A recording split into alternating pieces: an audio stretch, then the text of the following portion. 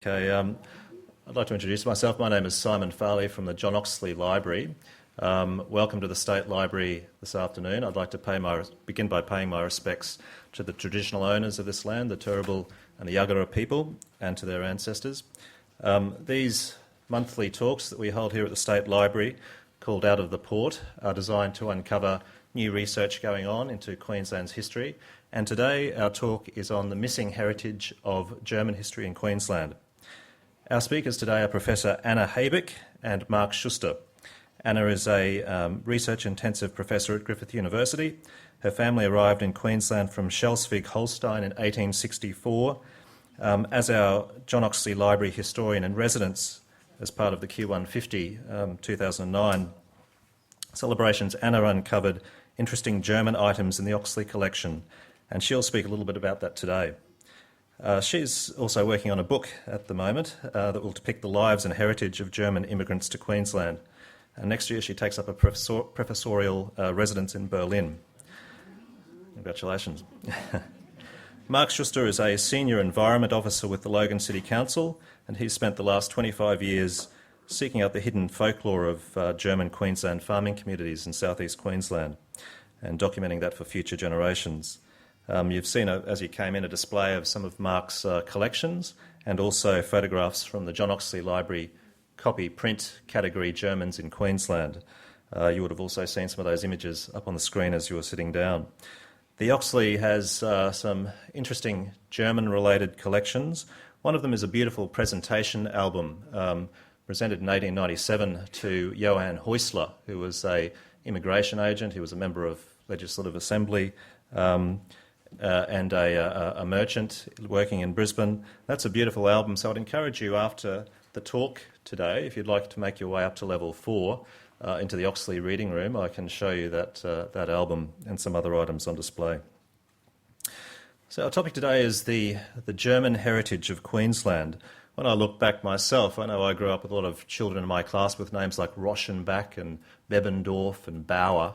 And I think that might be the experience of a lot of us because, as Professor Raymond Evans says in his History of Queensland, by 1881 the Queensland colony had the largest population of Germans in all of the colonies of Australia.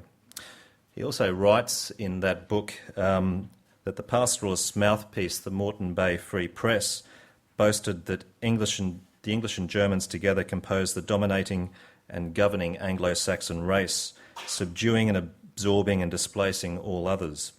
But he notes that when large German families, often working together cooperatively, began prospering at mixed farming, there were complaints that they were usurping all of the best land. Of course, in World War I and World War II, there was the fierce anti-German propaganda of those times, and it pushed pride in German culture underground and saw the renaming of German-sounding towns and streets and so on. So today we're going to examine that the German heritage of Queensland and debate the extent to which, because of things like the World Wars, that heritage was forced underground for quite a long time. So the layout will be, we'll do 20 minutes each, Anna first and then Mark, and that'll leave time for questions at the end, and we'll sit together in front of you and field any of those questions. So welcome, and I present Professor Anna Haebich.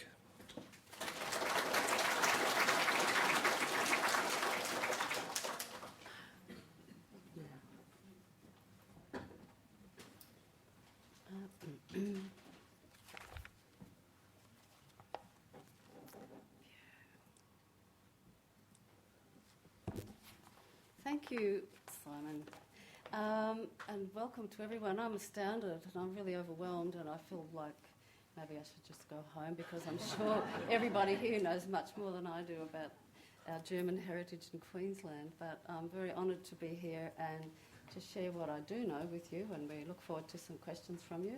And of course, Mark, with his wonderful knowledge, I think it's going to be a great hour. What is it about heritage? We all seem to have gone crazy about it. What is it?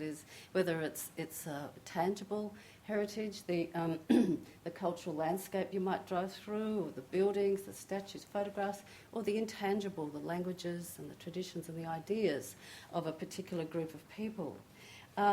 internationally through the United Nations and through the national government here in Australia and state and locally, there are all sorts of levels of significance granted to cultural heritage. If you look at the Queensland Heritage Strategy for 2009, it talks about how cultural heritage builds strong, healthy communities with a strong sense of identity.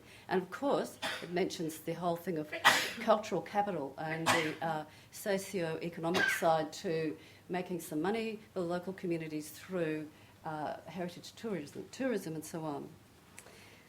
But there's also another sort of heritage, and I think that's probably an area that most of us here have been involved in, and that's a more personal heritage, family history, that sort of quest that sends us searching for ancestral lines of family and place, stories and photographs.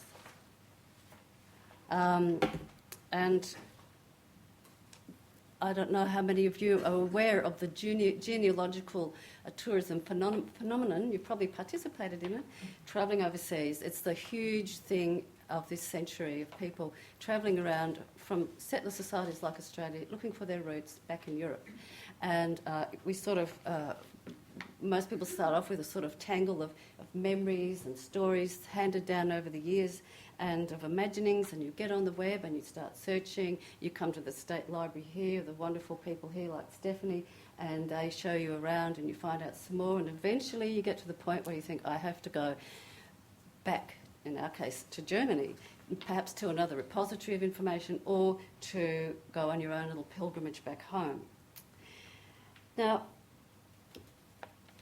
we've called this, I won't go there yet, but this session, German Heritage in Queensland Missing, because I'd like to argue that, if you look online, if you go on Google and try to find something about Queensland heritage, you'll find it's quite difficult to find anything if you want to go and visit somewhere. I think there's something about Laidley. And that's, as Simon said, that's very strange. You would think that given the size of the German population in the 19th century, and I admit that it did dwindle off after the First World War, you would expect more visible presence of our heritage. And for me, this is my view, you might find this a bit, you may disagree, but it's my view that what is there, this sort of constructed view of the past that we might see around us, seems to often stop at World War I. And it shows these sober, hard-working farming families that seem to become the enemy and then disappear. And my friends, I'm sorry to say, they say it's boring. They're not German background, but they find it quite dull. Maybe it's a bit kitsch, but they don't want to go and see it. And none of them came today, I have to say. But when it comes to personal heritage, then there's a huge wealth of information. I know people have things at home. I know a few years ago, Louise Danoon, who's here in Cultural Heritage, when she was at Global Arts Link in Ipswich, we organised a morning tea in Marburg at the showground. We thought 100 people might come. 300 people came. And when we asked who's doing their family tree, it was like a tree of hands went up. A forest of hands, went up. Huge interest in this area. So why this disjunction? Well, it's a complicated past, and I'd just like to, talk from a few little personal things.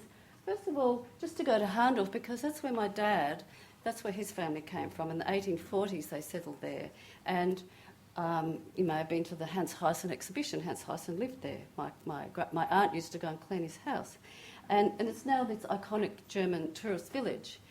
I said to my dad years ago, I said, tell me something about your life, what you did. And he said, who'd be interested?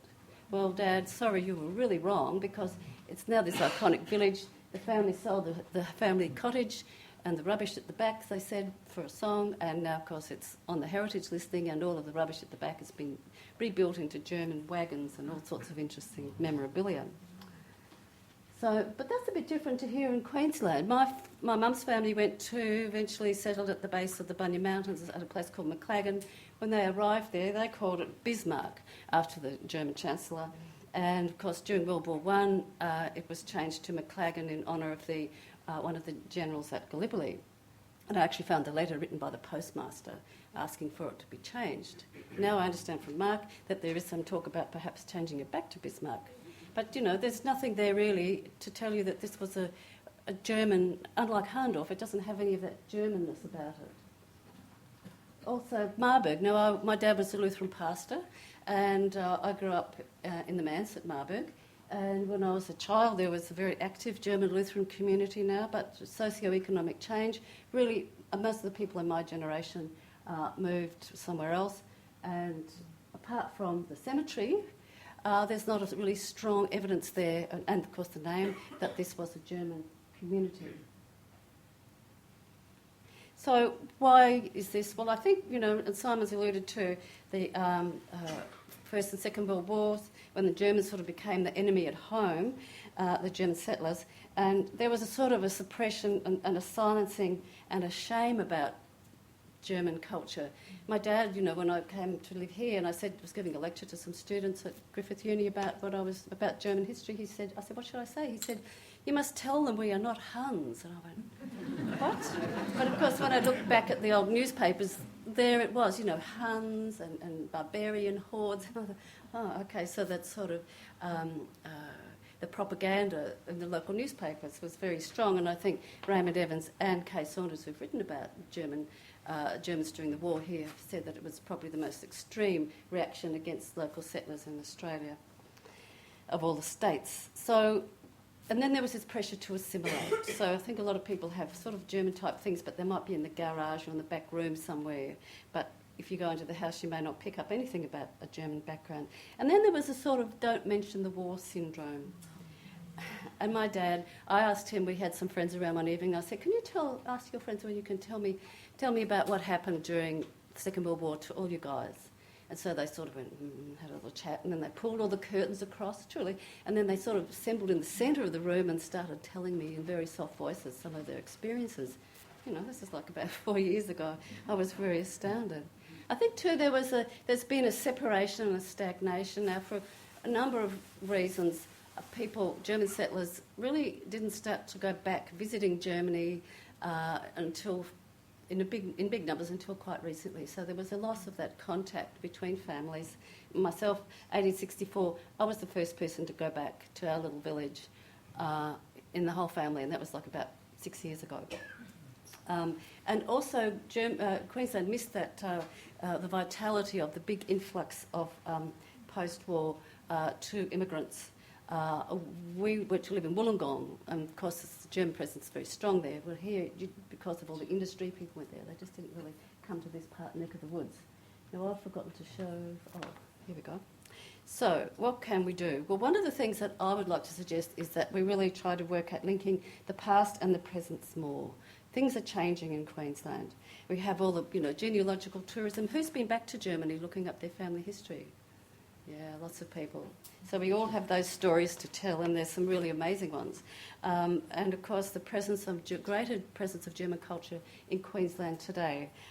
Berlin Days, which is a fabulous series of exhibitions on in Melbourne. Wish it was up here. The Goethe Institute, the German Film Festival, and the Oktoberfest that's on now. And of course, the great presence that people may not be aware of, and I'm only really aware of this through the book I'm working on with Detlef Sulzer, the German consul here, the huge presence and involvement of German technology, trade and so on in Queensland, and of course tourism. So I'm suggesting we need to build on the enthusiasm that's obvious in this room. We have a lot of enthusiasm. In 2009, Professor Regina Ganter at Griffith Uni, her students got involved with her in creating a website about the German missionary effort in Queensland. So they were really excited about working on that. And of course we have all of the family history groups. I don't know nearly all of them. I know, of course, there's a German interest group in the Queensland Genealogical Society, and they could probably tell you the names of all the people in that photo. But there are many other groups I'm aware. And then there's in the churches, for example, the Lutheran Friends of the Archives. And this is from the Pastor Bodie collection of a Lutheran sort of meeting. And I see someone nodding at the back who wrote the recent, Pastor Mark, who wrote the recent new history of the St. John's Ipswich Parish in Ipswich. So there are a lot of people who are writing things like this, local information as well as family And of course there's the University of Queensland with the History Department and the Language Department, and some really good reasons there for learning to speak German. You can look at them online if you want to follow them more. Where am I now? So, but of course, the great repository of things German in Queensland is the State Library, and in particular the Family History Collection section and the Heritage Collections. Now, I'm sure you've all been to the Family History section and looked through all of the material that they have there, the shipping lists and newspapers, family history books, and so on and so on. But when I was historian in residence, I was working in the Heritage Collection, so I'd like to say a little bit about some of the things that I saw there, and photographs and albums and so on. So you'll find there things from the items, photographs from the famous, that's Häusler, who Simon mentioned, to the ephemeral, and here's the wonderful art of cake decorating that I saw a lot of when I was a little kid in Marburg, because the Ladies' Guild, the Lutheran Ladies' Guild, used to cater for all the weddings, 500 people, you know, and there's huge, beautifully decorated cakes. And also the contradictory. So we have here we have a German person who's recognised for donating and assisting the War Widows Fund. And on this side, this is actually Manfred Albrecht Freiherr von Richthofen, also known as the Red Baron, you know that name. And I understand that in the Heritage Collection there is a fragment of the fuselage from his plane. That's interesting. Mm-hmm. And of course, lots and lots of books, and histories of localities and communities and of migration and so on. And a lot of 19th century German scientists, and I really love looking at the drawings, the natural science drawings by Kreft, who was working at the Australian Museum and has quite an interesting story to tell, and also the photographs. Lint was a photographer who lived in northern New South Wales and took photographs of Aboriginal people in his studio, which are very famous and very, very beautiful photographs. And my favourite photo album, which I sort of came across in my searches, the Lorenz family, who lived in Brisbane from the 1890s on. And it's a wonderful series of albums. What appealed to me was just the beautiful photographs and postcards, but also how they're sort of jumbled up, that, you know, there's the house in Brisbane and there's the house in Germany, and postcards and so on, and railways, and it just seemed to me to speak of that dilemma of the migrant, you know, where your heart is in two places and you're torn in both ways. Now, genealogical tourism, I thought I'd just tell you a little bit about my own, not so I can indulge myself and tell you stories about myself, but I have written about some stories about going home and the idea of genealogical tourism. If you're interested in finding that, it's an article in the Griffith Review, it's online, and it's in Griffith Review number 6, called A Long Way Back.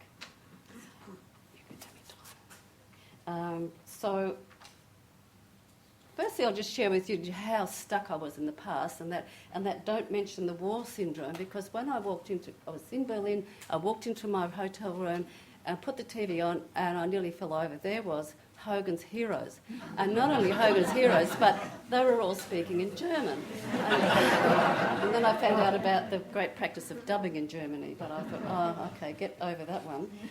And then, of course, I was, as I said, the first person in my family to go back to this little village of Worden in north of Hamburg, and it was really a wow factor for me, because I was able to go into this little church where our great grandparents were married, and their ancestors too. So that was a great thrill.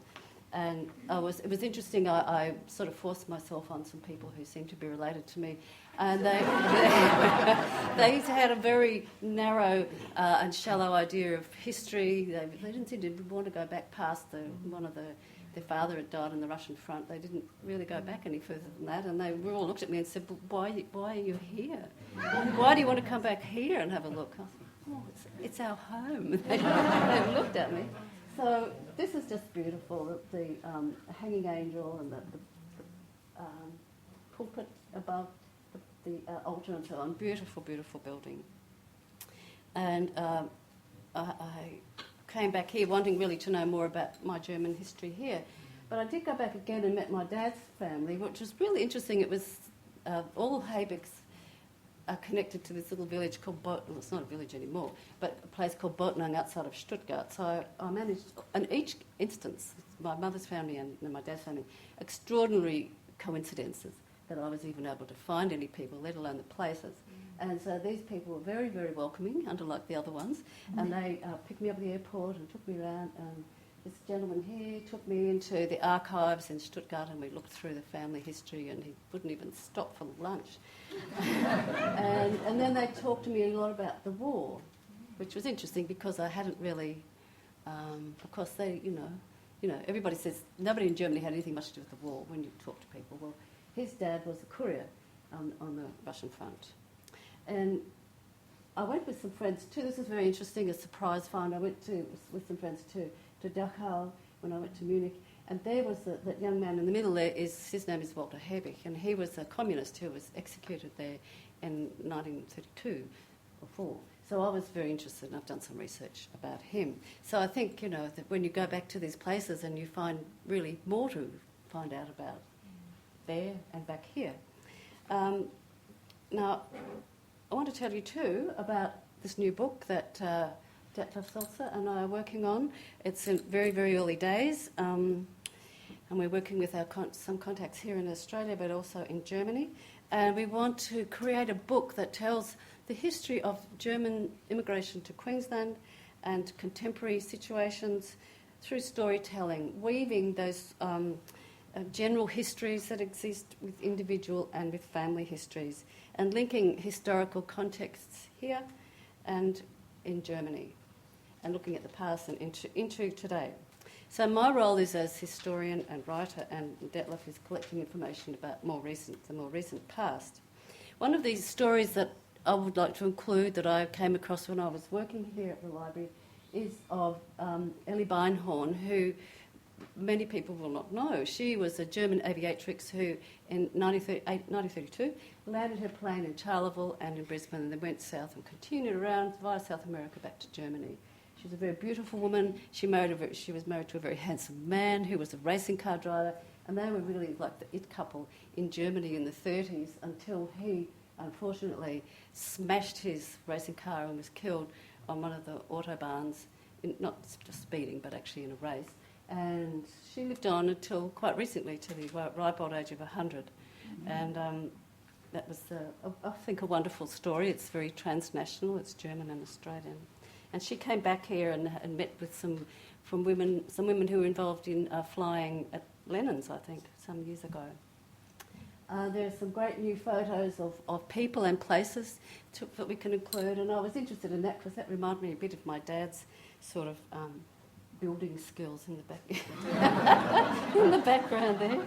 I thought too there were sort of stories of loves and disappointment. This is an image of detail from a large photograph of a wedding, and I'm thinking, what is that beautiful bride thinking about who's sitting there?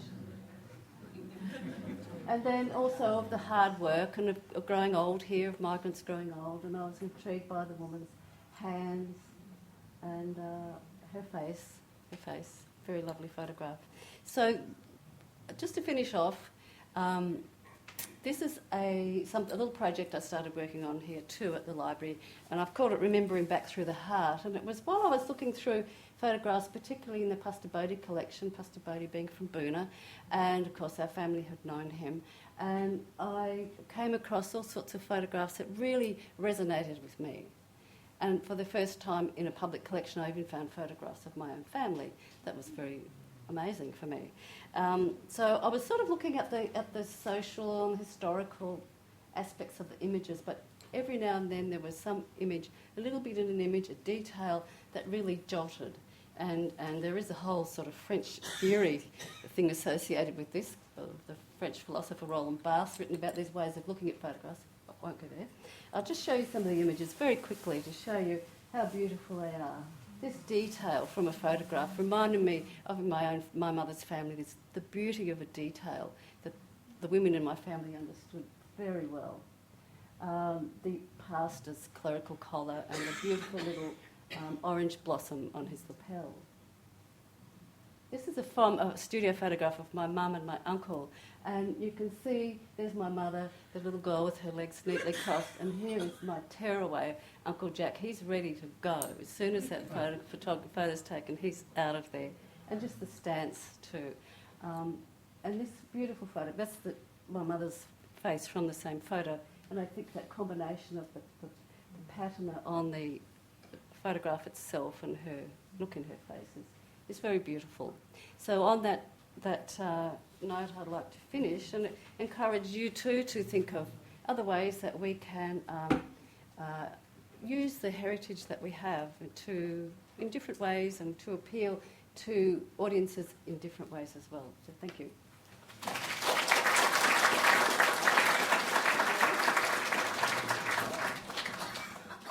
Thanks very much, Anna. You reminded me of being in Japan and seeing the Bridge on the River Kwai in Japanese. So I'd now like to welcome to the stage Mark Schuster. Thanks for that, Tom. I might need some help with this computer to get it.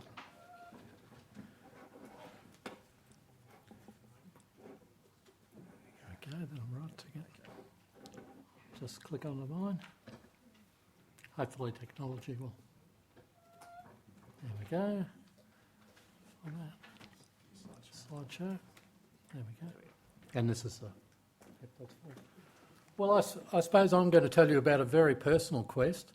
It's taken me 25 years so far and it hasn't ended, I suppose. Quite an exciting quest. It's come at a cost, I suppose, of three vehicles and a marriage. So, but as my late father, he only died 3 months ago, he said, no pain, no gain. So, but a very personal quest to discover what was left of the German Queensland culture and both sides of the hyphen. What was on the German side, how did it become Australian? That's what I was really interested in, that hyphen up there. And I went to Canberra to start work in 1984, couldn't get a job in Queensland, and I went to the National Library. I asked, what have you got on German Queensland or Germany in Queensland, that type of thing. They said, nothing, you better start doing it. So I did. I started every holidays and came back a few years after that. So I'll get into it and take you a bit on my quest. That's a typical ship, of course, that most of our rallies came out on. No, I don't think that's the Rochelle. I'm not sure what that one is, but it's from the typical line. Now, my people, they were latecomers. They came out in about 1911. They came to North Queensland. And most people don't know about the Germans in North Queensland, but there's quite an assortment of them. That's Germantown Road, outside Meridian or Innisfail. And there's some came from Marburg up to there, actually. My quest, I've been on horseback, I've walked, and that was my granddad. Now, my family has I've been very interested in other people's histories, but my own family has a more interesting one also. In the Second World War, my granddad, as I said, came out in 1911. But during the Second World War, my granddad, my dad, and all my uncles and aunties were interned. That was taken in the Tatura internment camp. Some beautiful art went on there. That's my granddad on the left there, before he was taken to Tatura. He's fairly young. And this is a really interesting one. I don't know how I work this thing. Is it... I'll point it somehow. Ah, yes. That fellow there is called Felix von Luckner, Count Felix von Luckner. He came and gave a series of lectures throughout Australia in the 1930s, and because of that, my family was interned. He stayed with my family in Marillion, and my dad always said to me, he had the pleasure of watching him rip up the Sydney phone book at the time. He's quite a strong man, so that's Count von Luckner. And actually, this is really interesting. This is my uncle. He was born before the Second World War, but his name was Adolf Schuster, and that's the school certificate from internment camp. And I remember my grandma saying to me, they had the choice of this is my dad and my uncles and aunties learning either German or English in the camp, and she said they better learn German just in case that the right came to power. So that's true. And my uncle Adolf, this is a photo from Tatura. He wasn't learning at all. He's pretty young. He's the little fellow in the middle, and he loved getting into photographs. It's a bit photogenic. That's a typical one. Many of you have seen that, of course, German place names in Queensland, and it shows the extent of the immigration, I suppose, that did occur. German influences. just to cap off, I suppose, before I get into lots of photos, huge immigration presence into the farming community from 1850 to 1910, but also lots of trades and business people into the major towns. For instance, the number of butchers within Brisbane of Germanic origins. I'm down near Wellington Port at the moment. There's a 5th generation German butcher there. And the huge naturalist presence, those in quest of fauna and flora. Emily Dietrich, Richard Salmon with the lungfish, and Herman Lau, who wandered Australia for about 40 years, mainly in Queensland. Never went back. Now, lots of people came. This is a photograph of one of the apostolic groups who came in 1911. They were virtually just dumped off the ship in Alligator Creek near Rockhampton. And that was on the second day. Someone who took that wonderful photograph. And that's before they had very basic supplies. And one very old fellow who came with that group, he was young at the time, he had to take a wheelbarrow from Alligator Creek into Rockhampton, about 30, 40 miles with his brother, and bring back supplies continually. So it was a very hard life. Now, I'm pretty musical, or I used to think I am, and I use the music to get into the history of people, and brass bands were mammoth in Queensland. I'll just show you. This was from Toowomba. I lived in Toowomba for over 20 years until I eloped to Brisbane. And this is a photo of Herr Kretschmar's band. He's the one in the middle there, very dapper looking, and some of the Muller brothers. That's them out on the downs near Biddiston, and they were worked overtime, so to speak, the musical side. And they had a group, they did the Lancers, which is an 8-figure dance of 4 couples, and they did it actually on horseback to music. And the music actually was written by Herr Kretschmer for that. And you can't say it's German music, but it's Australian music with a very Germanic influence. You wouldn't find it south of the border, for instance. It's very uniquely Queensland. And that's what I was after, searching for before I went. And many of you would have heard of Captain Thunderbolt, the bushranger, how he bailed up a band. He took some of their money and gave it back. It came back to Warwick with the Worth Circus, actually. They had their own band, and they worked with Kretschmar for a fair while, and that's a bit of a story. I won't go on. I'll just take you through all these to just give you an insight into the breadth of German Queenslandiana. Hattonvale Brass Band, the Apostolic Band. They still have a brass band there after about 115 years. Don't quite look like that. That's the band from Goomeri, Apostolic Band again, Apostolic Church of Queensland. And that's them just before they headed off to Bundaberg to play for a big wedding. And it's just beautiful. You can see the sort of, I don't know, I can go to places and always feel the past Germanness that's there. And I've been to where that house was and I could feel the presence. It's weird. And that's in Toowomba where the airport now is. This was the Mitzi family, a big reunion. And you can see all the brass instruments down the bottom of the beautiful old Queenslander. And it was lovely. Now, Windjammers, that's what I play. I might play a tune before we go. Or harmonicas, I've got it here. And they were big. And I spent 20 years of my life recording that for the National Library before a lot of the tunes went. A lot of the tunes weren't written at all. They were up there in people's heads. So I had to record them on reel-to-reel tape recorder. That's taken up at Goombungee at a dance in the 30s. This was an old fella. This was taken at Hellerden, near the old Hellerden Spa. Vata Gurki on the right, and the Starts brothers. Now, old Vata Gurki used to do a lot of fishing, and he used to say to the fish, "You better come in, boy, before you get vet." That's what he used to say. And he liked a bit of wine, and you can see a wine bottle outside there. Actually, it's Queensland-produced wine. It's called Dr. Seidel's Medicine. It comes from St George. He was an actual medical doctor, but he found in the end he could make more from growing wine and than making medicine or making people better. But I was going to bring the wine, but it's too tempting, so I had it. This was, there were 2 gun players on the Darling Downs, the Norman brothers. This is George Norman with his accordion. They love their accordions. He went to the studio to get photographed. He was from back plains on the Downs. And music and metal often go together. And you can see there they constructed a steam traction engine, a small one, and a steam locomotive. And they had the actual rails around their house at back plains, just very talented. Up at Island Plantation, it was a German settlement near Maryborough and getting ready for a dance in the 1950s. You could see the number of accordions and guitarists and the old fella on the right with his mouth organ. These are 2 very dear friends of mine. They would have known, no doubt, Anna's father, Pastor Haebich. That's Norm Bowden on the left and my dear old friend Ron Curley on the right. And I learned a lot of my tunes from them in many, many happy times, and I miss them severely. That was my past wife Maria learning a fiddle tune from old Norm Bougen. He had a beautiful shed full of old snakes and implements and everything. That's Ron Curley in a pensive mood. We used to play a lot of accordion for many, many people. That's old Johannes Morosky of Laidley, and again with the accordion.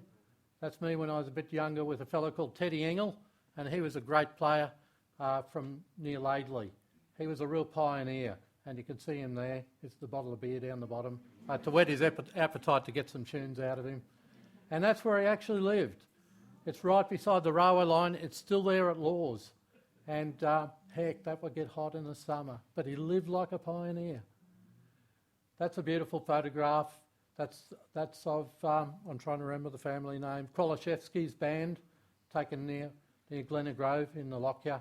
And that's a housewarming, so to speak, to new chums who came out to Marburg. Old man Curly, Benno Curly's there with the dapper moustache and the hat.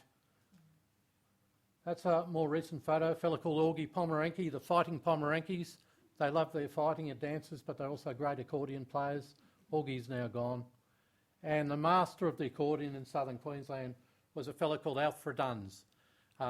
This is taken in Maryborough, but he and his brother Otto, twin brother Otto, grew up at Coolabunya, outside Kingaroy, not far from Sir Joe's place.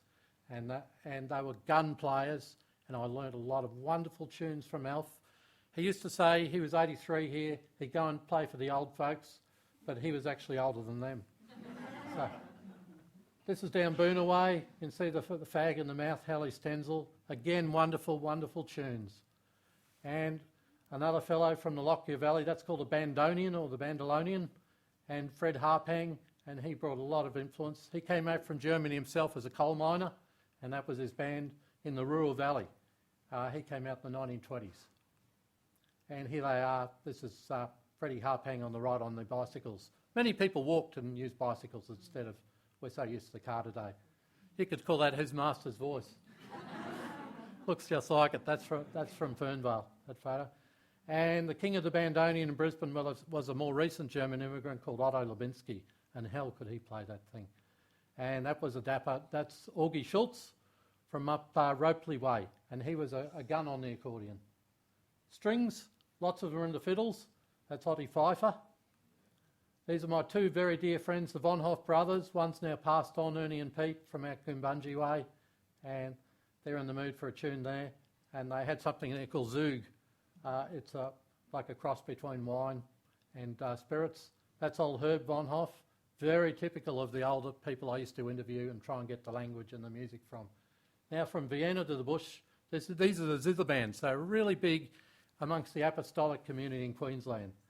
And I've got a little booklet out there called The Singing Farmers. A wonderful man called David Forrest, or David Denholm, did a bit of research in the 50s and wrote some beautiful articles on the German presence in Queensland. And I was lucky enough to meet David before he passed on, and he gave me some of his old tapes of those bands, and they are brilliant. That's all I can say. That's an early zither band from Baffle Creek, which is north of Bundaberg. Again, a bit more recent, 1926. You see the names, Picolis, Silke, Otto, Olsen. And that's more recent in the 50s. Robert Picolis and Paul Olsen were zither masters. I've got some of their music is as good as you'll get in southern Germany, the zither music that came from them.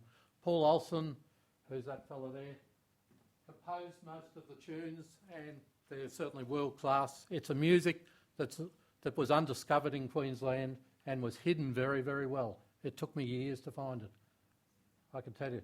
This was taken at Sherwood. This was a fellow called Albert Kaiser, or Kaiser. He had Kaiser's Music Store in George Street. He's the older fellow there. And some of his young debutees on the zither, taken in the 1950s. That's a better one of him. That's typical, how a lot of the younger farming folk used to dress.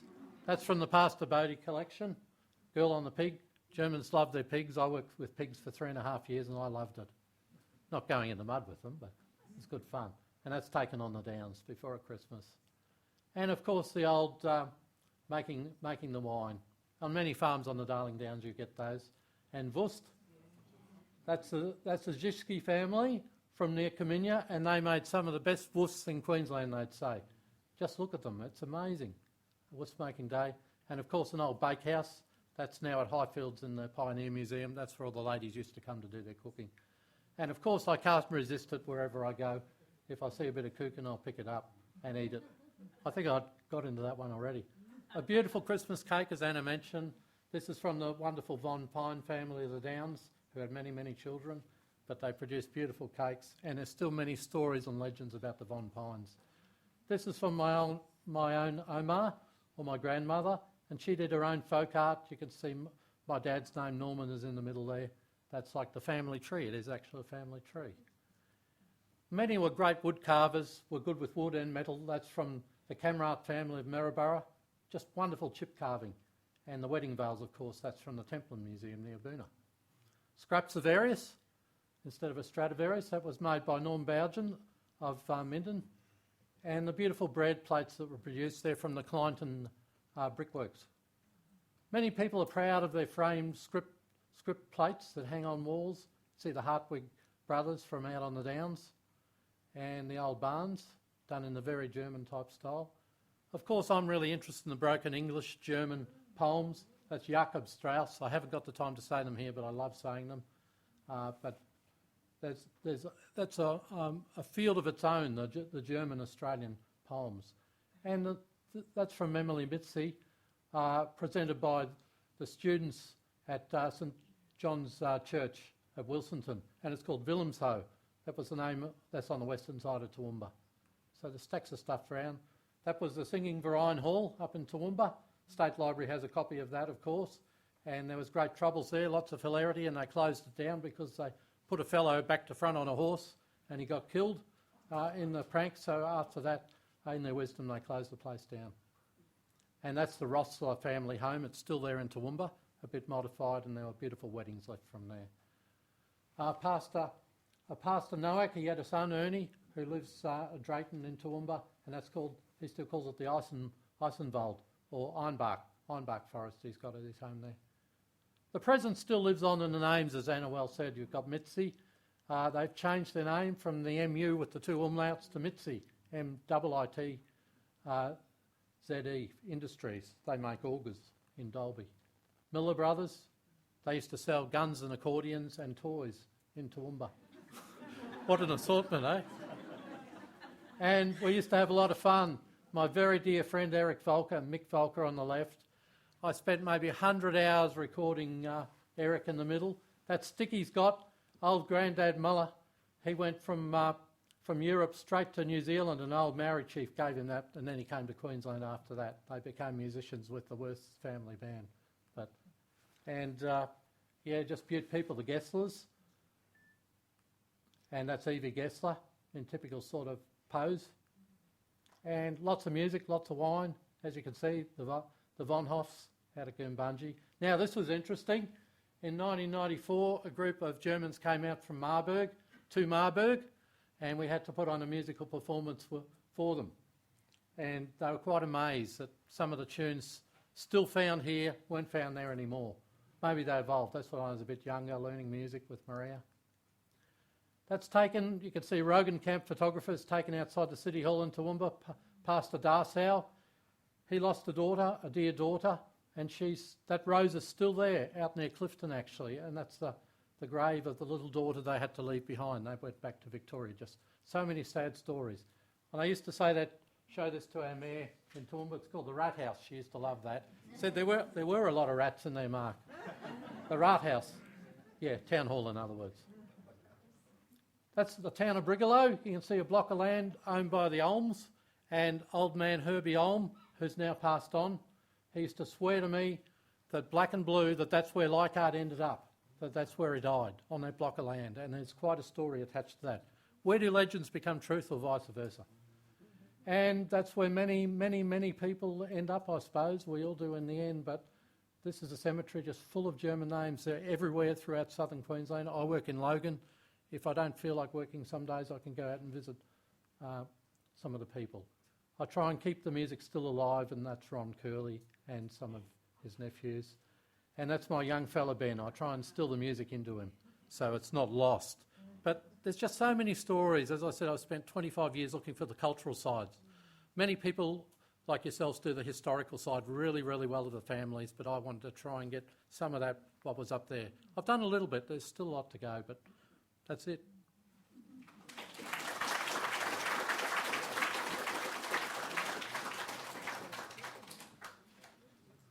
Thank you very much, Mark and Anna, for those two presentations. I think with the rest of the hour, we might take a seat in front of the audience and use this opportunity, if you've got any questions to ask Mark and Anna, to ask them now. So we'll take a seat over here and we'll continue on for another 15 minutes. So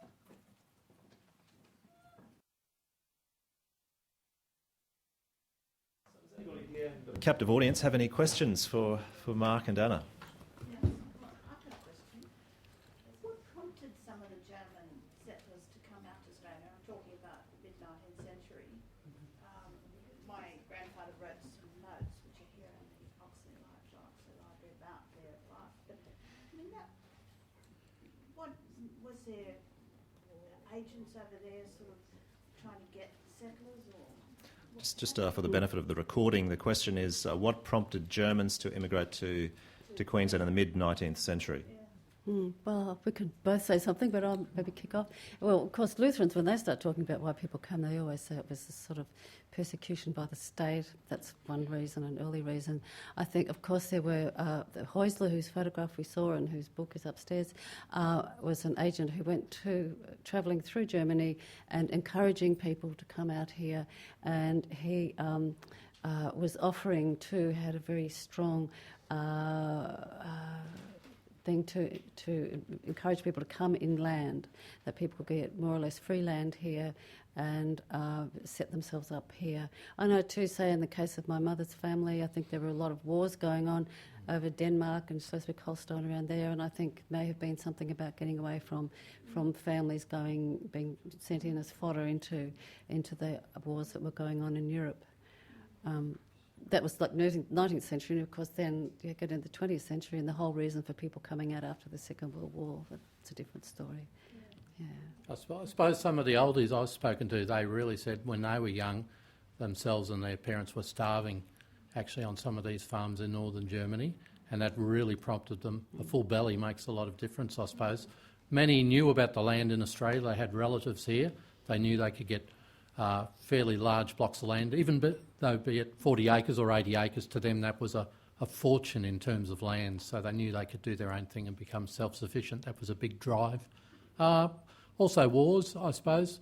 My granddad himself, he had to do army service for 3 years. He jumped ship when he came here. So, yeah, many reasons, I suppose. And I think those agents sort of glossed over the harsh conditions on the ships coming out. And I know in the case of my mother's family, I think 59 people died on the ship on the way out, including our ancestor's wife. So he arrived here with about 8 children and no wife.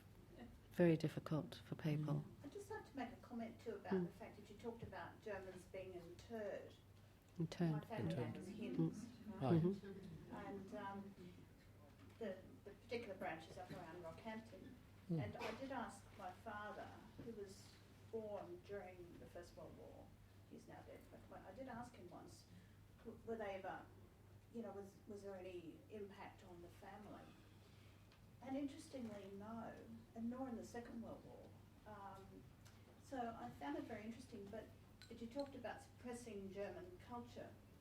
Very interesting that my father talked about the old country, but when he talked about the old country, he talked about England. And yet they didn't have, there was some English, but it was largely German.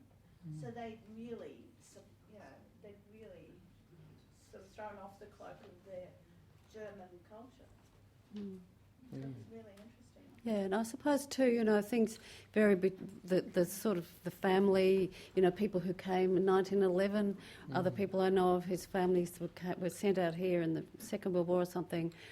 They're more likely, of course, to be interned than people who'd been here for longer, but that wasn't always the case. no, not always. Yeah, and also I think it's the local community.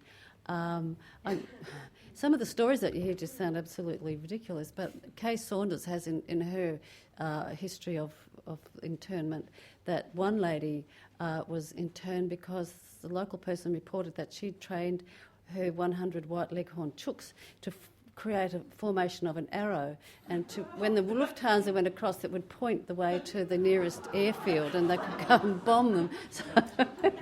So some areas there was quite a lot of hysteria.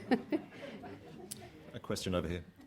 Do you think there's a lot more guilt associated with German heritage and culture than, say, other cultures? Like you could have a convict background and that's acceptable, but if you delve too deep into your German background, you may find something that isn't as acceptable to be known. I think there's just a lot more guilt, and therefore that stops people going. So the question for the benefit of the recording is there a lot more guilt associated with the German cultural experience? Like, have you found that? When you... Very much so, I suppose. It's only in the recent years when a wave of interest, I suppose, has been created, you can flow along with the wave, but before that it was quite difficult. I was lucky in Toowomba, I suppose, where I started most of the work. People, a third of the population is of German descent, but if you went to other areas and start digging, you can strike a bit of animosity, particularly in pubs, and if you let... Yeah, so there is still a layer there. It's really interesting, but not always. It's not hard or fast, but... certainly when I was growing up in Brisbane, it was very, very difficult at a very Anglo school, a primary school. You cop it from the fathers of some of the other students, and it was an Anglo school. I think I had the only German name at Corinda State School, primary school, and very, very difficult. After that I went to a Lutheran college, so you're right, but before that, yeah. They'd say you little Hun, coming in the gate, and that does stick with you, but probably that made me really interested in it, because my parents said, forget about it, But then, as you get older, you get more and more interested, and I did. Yeah. It's still around because about 30 years ago, my husband was working on his toolbox. Someone put, Nazi and swastikas and all over because of his name. Oh yeah, I have a friend who when we were in Wollongong, someone in the Lutheran Church. He was a trade union member for the railway workshops and everything, and he was saying when he retired, there was still painting swastikas on his locker. So, which would be very hurtful after all of that time. But I do think that things have shifted. I was at a writers' festival in 2000 in Adelaide, and I spoke about being from a German background, and people sort of said, "Oh, that was very brave of you." But it was very interesting, and there seemed to be a shift that I noticed then, and I noticed talking around the place these days too, that there's particularly so much interest amongst people of German descent now, of German ancestry, and so much interest in going back to Germany and making those contacts again, and I think that's really exciting. And even though, 1864, and I suppose that ancestor that I spoke to, a relative, who thought I was a bit strange coming back, was right. I mean, it's such a long time ago, but I really wanted to know. So I think that's very important. It's a very interesting trend. Sorry, I was just wondering if there was internment in the First World War as well. Yeah. Oh, very much. So how did they choose? Because I had relatives who were first generation, but also people who came from Schleswig-Holstein who actually fought for Australia in the First World War. And they had very German-sounding names. So I'm just wondering how they picked who they interned. The question was about internment of Germans during World War I and how they chose who to intern. Yeah, well, I think there was a lot of, as I suggested before, a lot of hysteria, and often I think it was to do with what people in the area said was going on. And I know my dad was telling me, say in the Darling Downs, he was a pastor in Dalby during the war, and, there were all these stories about what someone was doing down the road, and someone had was shining a torch in her cornfield, was actually going down to get food for the family, but though she was supposed to be, signalling Germans, Nazi, and so there was this hysteria, and if you lived in an area where that was rife, then, your chances were you'd be sent off regardless of whether you were born here or, whatever. So it's a... But I think there was a lot of pressure on people too, because my husband's grandfather, his name was Mr. Hun, he was sent, he signed up in World War I voluntarily. It was either that or be interned. He already had 6 children, but they pressured him to such an extent that he joined, and he served overseas. And but wisely, the family changed their name to Masters. Yeah, as many people did, yeah. Question? About changing names, it's occurred to me that I think it's a hosiery or an underwear company called Cases.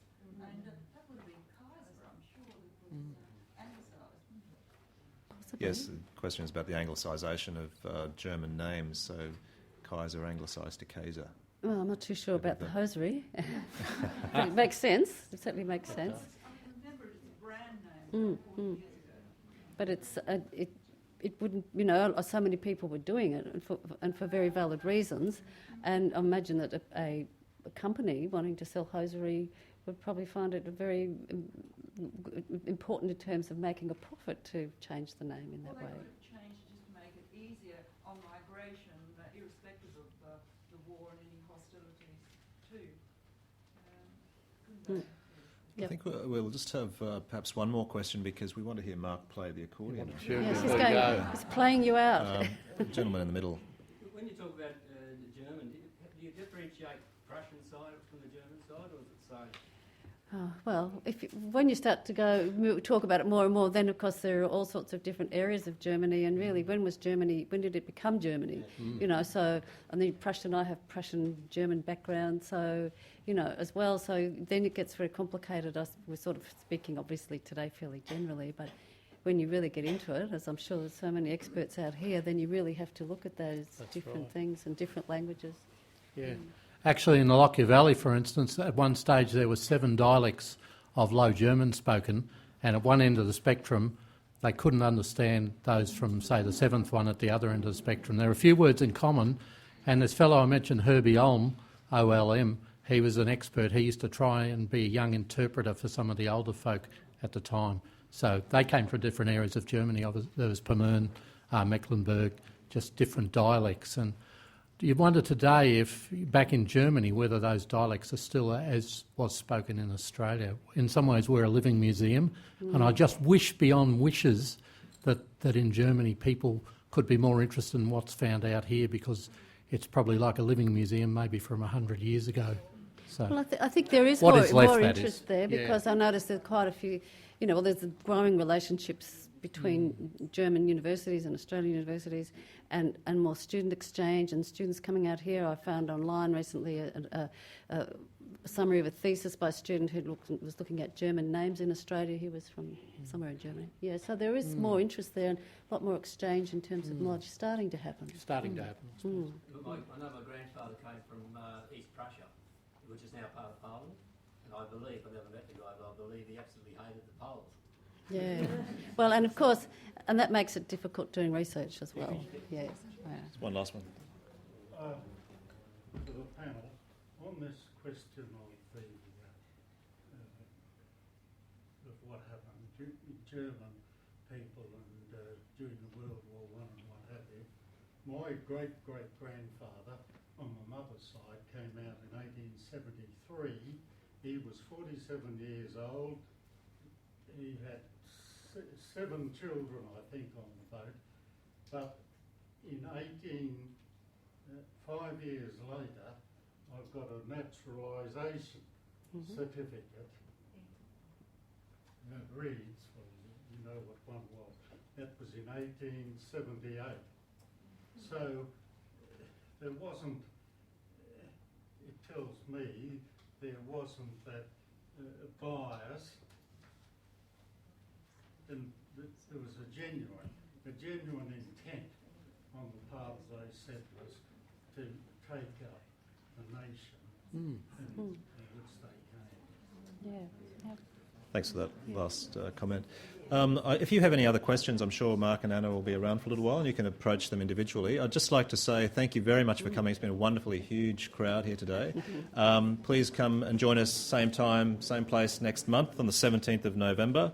We'll have Rob Riddell, the architect, talking about the Boggo Road precinct and the buildings there and the future of that area.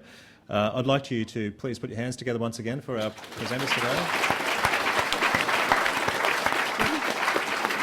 And we might be played out. Yeah. Thanks, Mark.